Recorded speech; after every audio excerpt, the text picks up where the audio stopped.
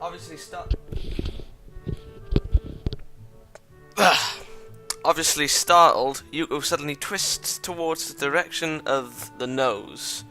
Nose noise! I'd have thought her used to people dropping books by now, since she does work here. Oh, hello, Sao. Back again? It takes me a moment to respond, my mind still distracted by the familiar melody of Lilly's humming that's hardly left my ears in several days. It's been since I fell asleep to it. Butchered! Oh yeah, just returning some books I borrowed. She casts her eyes downwards, presumably to the bin the books dropped into. You're a very heavy reader, aren't you? It's become a bit of a routine now. Passes the time, at least. I wish I had free time to pass. From small talk to repression in less than 5 seconds. I think that's a new record for her. She seems a bit down in general today, even compared to normal. Considering she has to work 2 jobs just to support herself, I could see how that could take a toll on her lifestyle. Come to think of it, the pay for her job here can't be all that bad. The idea of staff in such a prestigious private school going hungry strikes me as counterintuitive. Working 2 jobs must take a lot of time. I'd probably never manage it. You're lucky being a student. Do you think you'll be able to go to university? As she's asking, then I guess that's the expected result of having this kind of education. Private schools like this don't exactly come cheap. I guess. I have the money, I think. I've got plans which will require going to one, and my marks are good enough. It's more of a matter of how I'll pay to do so. University costs so much that I'm having to work 2 jobs to afford to enter it. Paying daily for expenses too makes it a lot harder. If you're reading this much though, that means you're doing well in school, right? Interesting logical jump, not an altogether wrong one though. I suppose so. I didn't find any of the exams very hard, aside from maybe 1 or 2. Do you mind if I ask what studies you're pursuing in university? Yuko appears to genuinely brighten at the question. Oh my god! Anthropology! To be specific, I'm specializing in history of classical era, and Athenian civilization and democracy. Oh my god. She really seems to know her stuff. Such enthusiasm is to be admired, and it's nice to see her genuinely excited about something. I guess even somebody like Yuko can be happy if she has a visible road ahead of her. Shut up, Shay. Oh my... I didn't click anything. All I saw was that's good to hear, and then my ears got violated by a phone ringing. Both of us jumped at the sudden interruption coming from my pocket.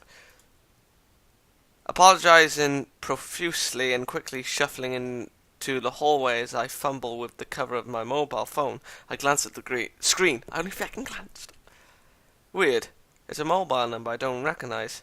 Considering I can count the number of people with my number on one hand, I briefly wonder whether it's some telemarketer that lucked out. Hello? Is Sao Nakai speaking? Geez, pick up faster next time. Anyway, guess who?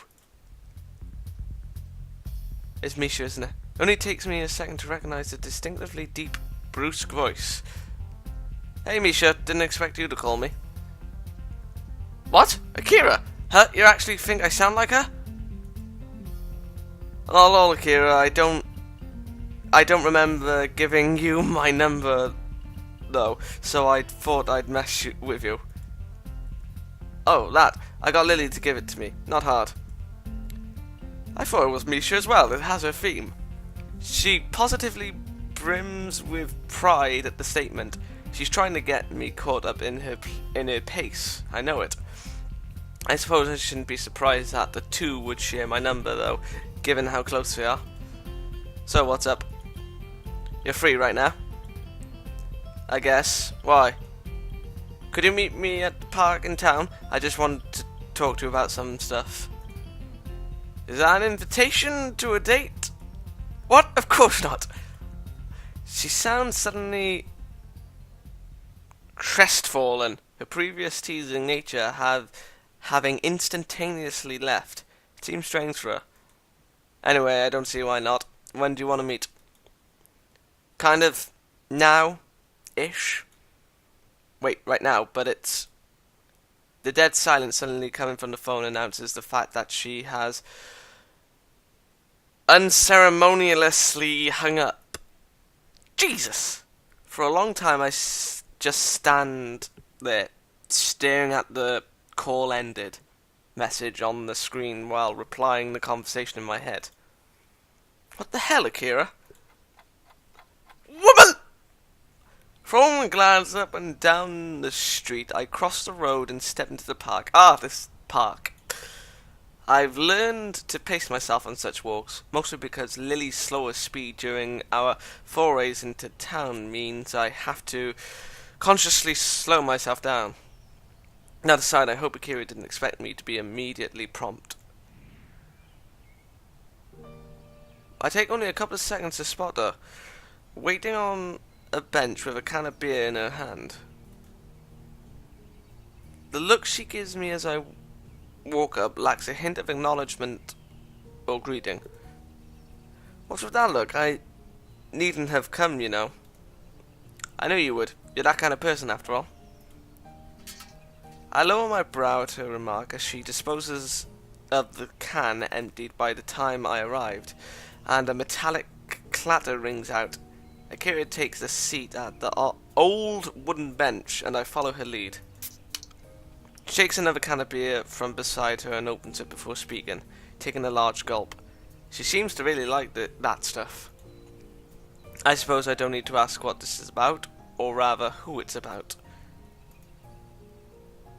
I heard from Lilly that you asked about our family. We did? What, at the dinner date? I forgot it already. They share more than phone numbers, that's for sure. I'd probably be very worried right now if it weren't for the total lack of malice in her voice. Rather, her tone sounds almost wistful. Idle curiosity, mostly. I have to admit, I never guessed you two were half Scottish. She gives a... What the hell? A weary chuckle of amusement. I've heard that before, trust me. The small smile falls from her face, her eyes looking ahead distantly. Aside from the occasional elderly couple talking as they slowly walk the meandering paths and the odd nagging car, it's pleasantly quiet. She didn't tell you everything though, did she? She told us Jack. It was pretty brief. Your parents lived in Scotland. She hasn't met them since she was 12, and she wants to meet them again. Oh, right, I know that. It always surprises me how devoted she is to our parents, for all the good they did us. Oh god, angry face. The way she says it sounds almost derisive. Okay. She gives a small sigh as if to quickly brush the feeling away. Why do you think they left us, Al? I know, because of the business in Scotland. Why do I think they left? From what Lilly told me, it was because of work. I guess a pretty decently paying job was involved as well, given the way your parents seem to live. So Lilly went to a private school, and that's why she carries herself with the airs and grace of the upper class. That sounds weird. Don't say that again. Yeah, since the business in Inverness boomed, our father decided to move directly to the same city as its headquarters. That's just the conclusion I'd thought you'd come to, though. You're too good-natured. You don't think they left for their career? I'm sitting here bitching to you about it. What do you think? Yamaku Academy. I've always felt that place was kind of creepy, like it was an isolated hideaway for those proper society doesn't want to see nor hear. They probably just rue the fact that Lilly wasn't old enough to be shoved there by the time they left. Oh god. A long silence follows her abrupt and very harsh criticism of her own parents and Yamaku. Lily's blindness is hardly something that could be simply ignored for a high-class family attempting to keep up appearances, much less so when a lucrative offer is on the table. Eventually, Akira gives a decisive snort, her feelings coming to a head. Moon to secure our financial future with his new job posting. Even at the time, I hardly believed it. Not wanting to simply be an avenue for her venting, I gently tried to steer the discussion. So you stayed in Japan with Lily then? Either I stayed with her, or she went to live with an ailing grandmother and grandfather. What about Shizune's family? If you're cousins and our fathers hate each other, I'd have been more than happy to tell them to go screw themselves and live with them anyway, but Lily wouldn't have wanted that. I'd also have an offer for a job by then, so we did our best to keep our parents' house in proper shape and tried to continue our lives as if they never left. So you just lived by yourselves? Basically, Lily had school and I had my job, so we weren't exactly languishing. With her schooling, her study, and having to do chores while I worked, though, I can't help feeling like I failed her. In the end, I tried to be there for her, and screwed it up. Expecting a 19-year-old to be a mother for a blind child, it's ridiculous. You're 19? I knew there was a year difference. I wasn't that far off. Wasn't that far off. So Lily and Akira lived alone after their parents moved, with Lily largely taking care of herself. I guess that explains her apparent independence compared to many in Yamaku. I may have lived alone much of the time since my parents both worked, but that's just something else entirely. Sorry for making you listen to my moaning aside. I don't mind at all, but do you mind if I ask why you're telling me all this? Oh god. You always were curious. Context, I suppose. Life isn't a fairy tale. Ah! Life isn't a fairy tale, so some people have to learn that the hard way. She takes a long drink from the can in her hand, her face becoming more depressed than distant. Oh god. I broke up with my boyfriend a few days ago. Oh. After I leave, we're not going to be able to see each other again. Oh, that's horrible. But that's how life is. You can't just set your life up and expect it to stay that way forever. Sometimes stuff happens that you have to roll with, even if it means hurting yourself or others. Oh my god! Akira, you remind me of me. But you're not as cynical. You need to add that little oomph. She takes a long breath before looking up at the bright orange sky. Damn, if I smoked I could take a nice long drag right now and look kinda cool. I want to respond to help her in whatever way I can, but I feel utterly useless. This kind of situation is one I've never been in, and I simply don't have the experience to say anything meaningful to comfort her. Kira looks over and evidently picks up on this, much to my embarrassment.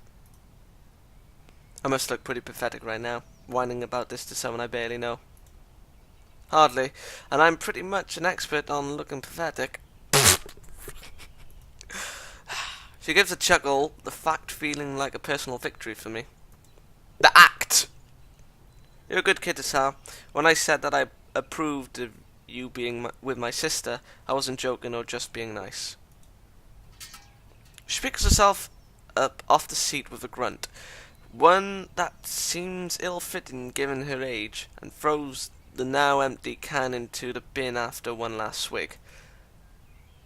It's just unfortunate that doesn't really count for much in this world. True that.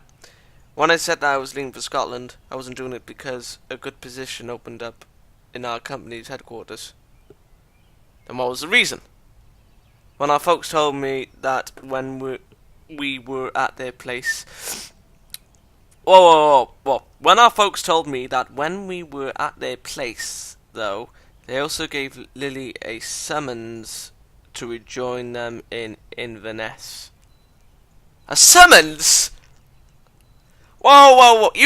No, a person isn't summoned. The only things that are summoned are Yu-Gi-Oh cards. Yes, I wish that would really happen. Like, that is a summon. That is a summon, I will accept that. But not for a person. Oh, God. See ya!